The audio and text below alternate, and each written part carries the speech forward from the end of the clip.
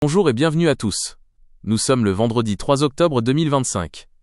L'actualité en République démocratique du Congo continue d'être monopolisée par les répercussions d'une décision judiciaire historique, la condamnation à mort de l'ancien président Joseph Kabila pour trahison et crimes de guerre.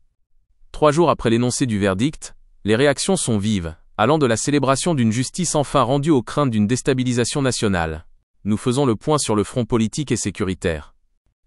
La condamnation, onde de choc politique. Lundi soir, la haute cour militaire de Kinshasa a prononcé son verdict, la peine capitale contre l'ex-chef de l'État, Joseph Kabila, pour ses liens avérés avec la coalition rebelle AFC sur M23. La rez-de-chaussée est désormais divisée.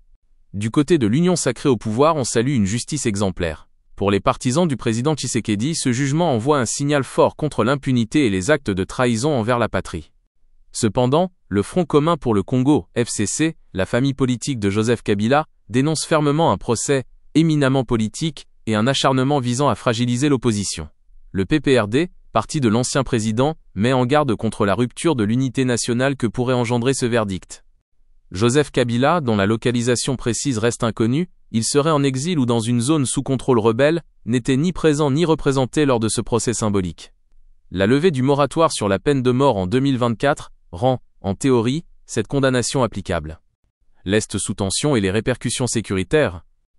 Aux provinces du Nord et du Sud Kivu, ravagées par les conflits, que l'inquiétude est la plus palpable. La condamnation de l'ancien président, qui avait récemment tenté de se présenter comme un acteur de paix dans l'Est, a créé une onde de choc et de la peur.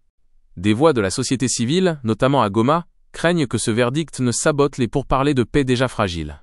Elles redoutent surtout une réaction armée du M23 AFC. D'ailleurs, le mouvement rebelle a rapidement réagi, dénonçant une manipulation de la justice et réaffirmant la nature politique de leur combat, accentuant la menace. Sur le terrain, les forces armées de la rez-de-chaussée ont riposté à cette intensification des tensions. Des sources sécuritaires confirment des frappes par drone menées ces dernières 24 heures contre des positions stratégiques de l'AFC sur M23 dans le territoire de Walikale. Le dialogue intergénérationnel sur les résolutions 1325, Femmes, Paix et Sécurité, et 2250, Jeunesse, Paix et Sécurité, qui se tenait à Kinshasa, a pris fin hier.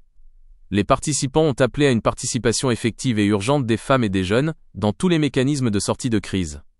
Sécurité.